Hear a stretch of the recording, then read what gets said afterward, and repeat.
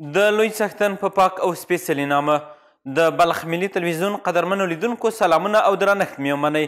زه شمس الله هیلمن مو د دې ساعت خبرونو ته هرکلی کوم. د بلخ ولایت د مولانا جلال الدین محمد بلخي له هوایي ډګر څخه د شمال او شمال ختیځ ولایتونو د څه باندې 6,000 حاجیانو د لیږد لړۍ پیل شوه. په همدې موخه جوړه شوو مراسمو کې د هیواد د هوایي ډګرونو عمومي رئیس، د بلخ ولایت مقام مرستیال او یو شمېر نورو مسؤلینو شتون درلود.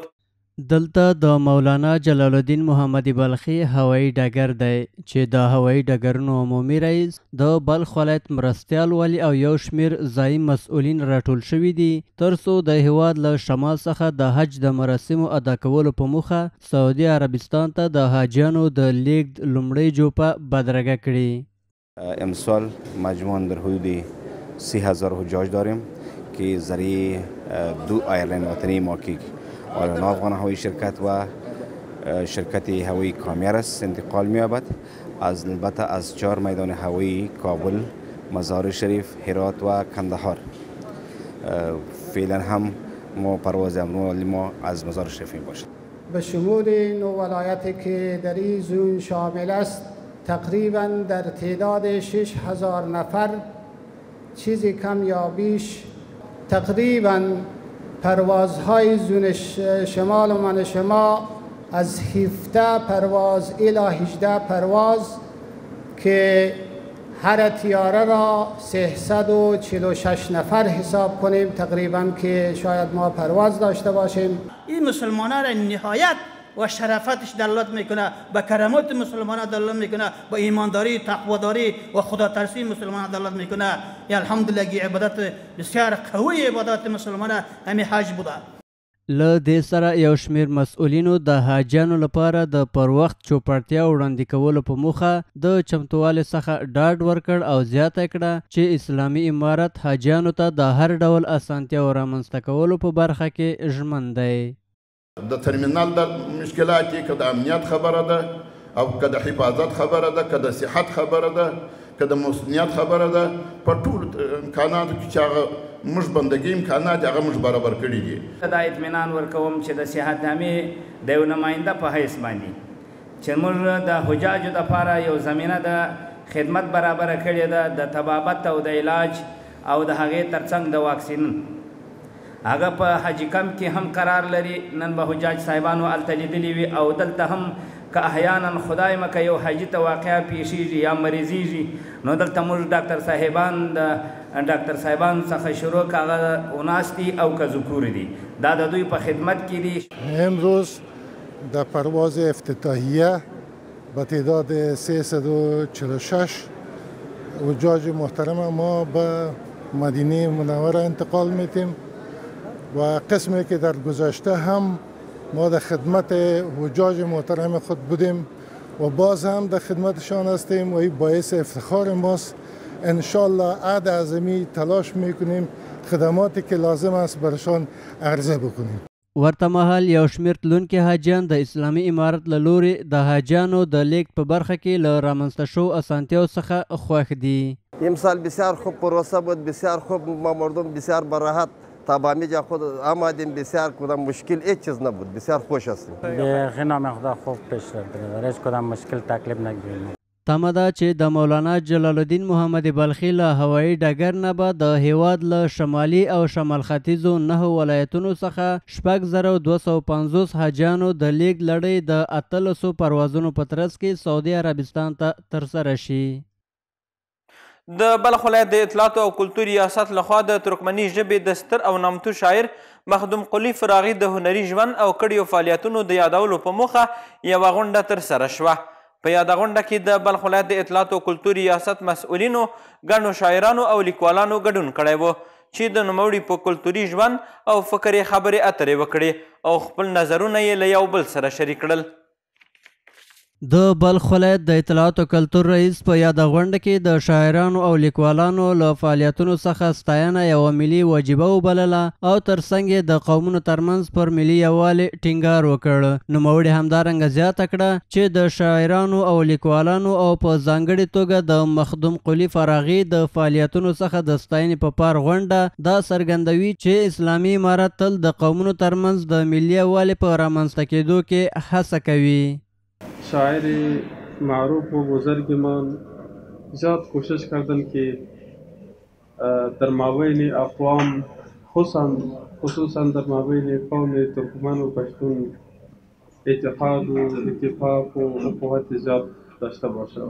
له دې سره د بلخ ولایت د لیکوالانو د انجمن رئیس د مخدوم قلی فراغي د ژوند او کلتوري کړنو په بیلابیلو اړخونو بحث وکړ او نوموړی د سیمې په کچه د علم او کلتور په برخه کې د ترکمني ژبې یو ستر او نامتو شخص یاد کړ.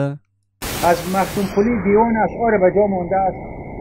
آوردن قریت شاعری مخدوم قلی زمان شکوفا شد که حضرت رسول اکرم صلی الله علیه و سلم و حضرت عمر فاروق رضی الله عنه را به خواب دیده بود. در سرودهای و موضوعهای گوناگون دینی، فلسفی، سیاسی، اجتماعی، عاشقانه و همدوستانه را میتوان یافت. ورته مهال په یاده غونډه کې یو شمېر لیکوالانو او شاعرانو دغه ډول غونډې د علمي او کلتوري شخصیتونو څخه د ستاینې په موخه غوره وبللې او هغه یې په هیواد کې د قومونو ترمنځ د ملي یووالي لامل یادې کړې. د یادولو وړ ده چې د ترکمني ژبې دغه شاعر په 12 هجري پیړۍ کې ژوند کاوه. له نوموړي څخه ګڼ شمېر ادبي اثار پاتې دي چې په دې ترڅ کې د ترکمني ژبې او کلتور ژوندي پاتې کېدو لپاره ډېرې هڅې کړې دي.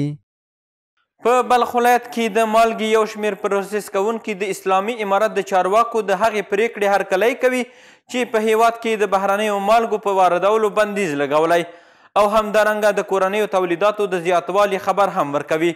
له بلې خوا د دغو فابریکو خاوندان له چارواکو غواړي چې د کورنیو صنعتکارانو د لاسنیوي او مرستې په موخه دې دوی ته د مالګې کانونه په واک کې ورکړل شي. په بلخ ولایت کې یو شمېر د مالګې تولیدونکي د اسلامي امارت د وروستۍ پرېکړې له امله چې له بهرنیو هیوادونو څخه یې د مالګې پر واردولو بندیز لګولی هرکلی کوي او زیاتوي چې اوس کورني تولیدونکي د دې توان لري چې د کورنیو بازارونو اړتیاوې پوره کړي. امارت اسلامی تصمیم گرفتن نمک‌های خارجی بند شود و ما تولیدات خود به 2 شیفت رساندیم که فعلا از طرف شب و روز کار میکنیم و محصولات آماده شده قدر کافی در انبارهای ما است که انشالله در کل افغانستان ما قادر هستیم که نمک تصفیه شده و آیدیندار صحی برسانیم. نمک‌های بیرونسونه را تمامش بند کردن. از این خیلی تشکری میکنیم چون واقعا نمک‌های تمامی که میامد کویی بود. این نمک رسوبی است و ما چندین در تمام رمضان شریف جلسات داشتیم که واقعا بند کردن تمام نمک‌های گفتن خارجی بند است. له بلې خوا دغه صنعتکاران ټینګار کوي چې دوی ته باید د مالګې د کانونو د استخراج زمینه برابره شي. در این اواخر قرار است که معادن در داوطلبی گذاشتن و یک شرکت بتن. خواهش ما از امارت اسلامی همی است که همی معادن رسوبی را به فابریکایی که دیزاین شده به همین نمک بتن و انشالله که ما بتانیم خوبتر فعالیت بکنیم. دیگه ما خواست ما از دولت همی است که معدن به کسی داده نشود که مثل خوشخری در چندین سال دادن و ظرفیت معدن دوباره پایان آمد. په ورته وخت کې د بلخ ولایت د صنایعو او کانونو خونې رئیس د مالګې په معیاري استخراج ټینګار کوي. د انخوی معدن چې دی رسوبي دی. دا معدن چې کله بارندگی زیاته وشي د دې مالګې استخراج بهتر راوخی. کله چې بارندگی نه وي بیا خوشحالي د دې مالګې کیفیت خرابېږي. خو فعلا استخراج د معدن چې په شکل د سنتي روان دی، په شکل د استاندارد نه دی. باید دا معیاري شي، باید معدنونو کې کار وشي، سرمایه گذاري وشي او په شکل د استاندارد باید استخراج شي. د یادونې وړ ده چې په افغانستان کې د مالګې د پروسس 50 فابریکې فعالیت کوي چې 3 هغه یې په بلخ ولایت کې شتون لري. په مزار شریف ښار کې د یو لړ مراسمو په ترڅ کې 2000 بېوزله ماشومان په ډله ییزه توګه سنت شول. د دغه مراسمو ترسره کوونکي وایي چې له دې کار څخه یې موخه د بېوزلو کورنیو څخه ملاتړ او په ټولنه کې غیر له وینې تویونې څخه د ماشومانو سنتولو دود کول دي. په شمال کې د کوثر زلال مرستندوی بنسټ مسؤل وایي چې له څو کلونو را په دې خوا په بېلابېلو برخو کې له بېوزلو کورنیو څخه د ملاتړ په موخه دغه ډول برنامې په لار اچوي چې د یادو برنامو په لړ کې دا ځل په مزار شریف ښار کې د 2000 بېوزلو ماشومانو د سنتولو مراسم ترسره کړل. هدف اصلی ما نهادینه ساختن ختنه بدون خونریزی در افغانستان هست و ما گفته میتونیم که طی 12 سال ما 30,000 طفل تا حال در افغانستان ختنه کردیم و بالاتر از 100 نفر دکتر ما در این بخش ترینینگ دادیم. ورته مهال په بلخ ولایت کې د شهروند مسؤل بنسټ مسؤل وایي چې دغه مراسم د بېوزلو کورنیو لاسنیوي په موخه په رایګان ډول ترسره کړي دي چې تر 3 ورځو پورې به دوام ولري. بالاتر از 2000 طفل ختنه میکنیم که ختنه سوری هدفش نهادینه ساختن ختنه سوری به طور رایگان است. در قدم اول کسای ختنه میشه که مستحقین است. امو تعداد از اطفالایی که یتیم هستند، بے وضاحت هستند، توان پرداخت امو پول ختنه را ندارند. ما از این لحاظ امتیاز ختنه سوری د سجمی را برای انداختیم. له بلې خوا یو شمېر کسان چې یادو مراسمو ته خپل ماشومان راوستلي وو د مرستندویو بنسټونو دغه ډول برنامې د بېوزلو کورنیو د مرستې او لاسنیوي په برخه کې د ستایلو وړ وبللې. متشکر خدا آوردیم، بسیار زیاد تشکری میکنیم کسایی که برنامه را براندازی کردن. دیگر یک جان سپاس. خیلی خوش هستیم، از تشکر از کشور ترکیه که کمک به ما مردم کردن. خیلی تشکر از کمکشان به ما مردم. د یادولو وړ ده په دغه مراسمو چې نږدې 1 میلیون افغانۍ لګښت راغلی دی د 100 مسلکي ډاکټرانو له لورې په لیزري ډول ماشومان سنت شول. د بلخ ملي تلویزیون قدرمنو لیدونکو زموږ خبرونه هم دومره وو. تر بیا مو العمل ښه وخت ولرئ.